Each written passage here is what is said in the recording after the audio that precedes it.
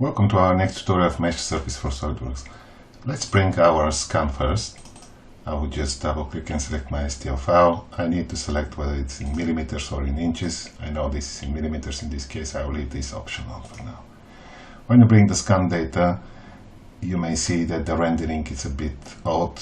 It's very dark, and in order to fix this, you need to click on this Apply Scene button and then select the plain white. Now the rendering will become much better.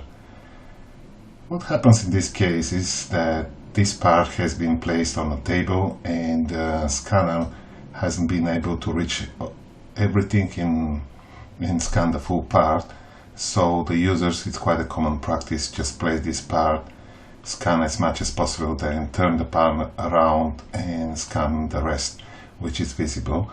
And to demonstrate this, I'll just hide this for now, and we'll import our second scan, which is this one.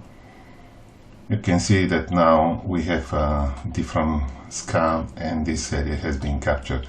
This is the same object but being placed in a different position. Now if I just show the other scan, you'll see that they're placed in space, but they don't really match, and this is not useful. Luckily, what we offer in Mesh2Surface for SOLIDWORKS is the ability to align one scan to another, not only to a CAD model, but also between multiple scans. How to do this is we'll use our Align interactive functionality. You need to select your scan that will be manipulated, and then you go Align interactive. The first step you'll see is the manipulator. You can just drag the object out of the other one, and my goal as a first step will be to actually orient somehow roughly so they look the same. I'll just use our manipulator tools that will allow me to rotate the object in space. It's probably something like this. I'll carry on until they get similar view. And as you can see now, they are not aligned, but they look quite similar in terms of orientation. And this will help me to move to the next step, which is called the endpoint alignment. The idea of endpoint alignment is to pick the same points on the two objects and use this so the mathematics can transform one to another. Let's start doing this. You just pick some common points that are visible in the two scans. They don't need to be precise, but roughly to represent these locations, I can pick this one, and then I can probably take this one as my reference points. Now the problem is that these are concentrated on a small area, so it's good always to pick points from the other locations which are still common in both scans. For example, this one will be my fourth point. Probably here I see something that has been scanned, and this at this moment is enough for me to align this scan to the first one. I'll just press apply and see the results. So this is the best what the software can do. Of course, this is not what you want, because you can see that this is not properly aligned. And the reason for this is we used only 5 points in this case to align. So we then will move to something which is called Fine Align. This will take the points and we'll use the mathematics to align our object to the reference.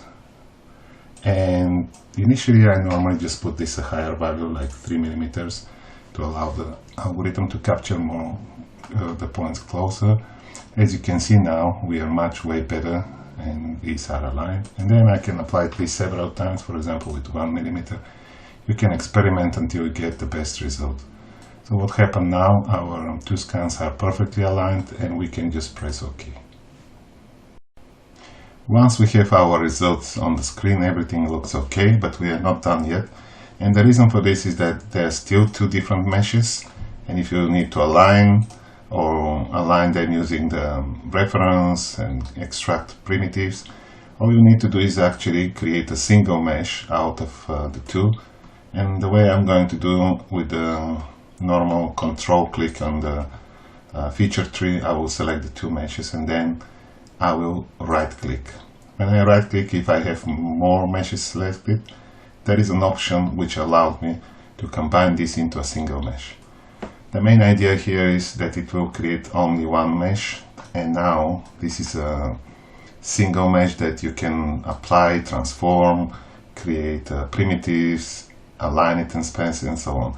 If you want to get rid of the original ones, you can just select them, right click and delete with the normal SOLIDWORKS tools.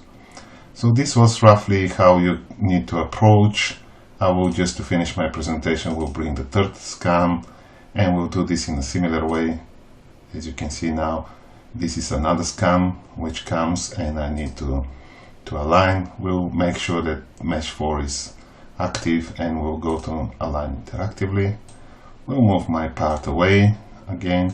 This is just a repetition of what I have done so far. I need to rotate this probably until I get it aligned roughly in the same orientation. The main idea here is so you can kind of see the two parts at the same time from the same angle, and it's easier for you to just define your feature points. Let's move to the endpoints alignment. In this case, I will start probably by picking this one, which is here.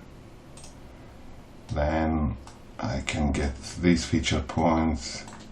The more points you get and the sparser they are in space, the better initial alignment will be. I just click here. You can always undo if you make something wrong.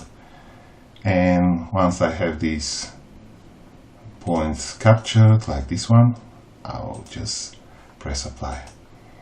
As you can see, this came roughly to our reference, but not as good as we want, and we will apply now our final alignment. I will use the 5 millimeters for the initial to get one closer, because they're too far, and once they much closer, I can just apply another iteration with the 1 millimeter search distance, so to get the best result.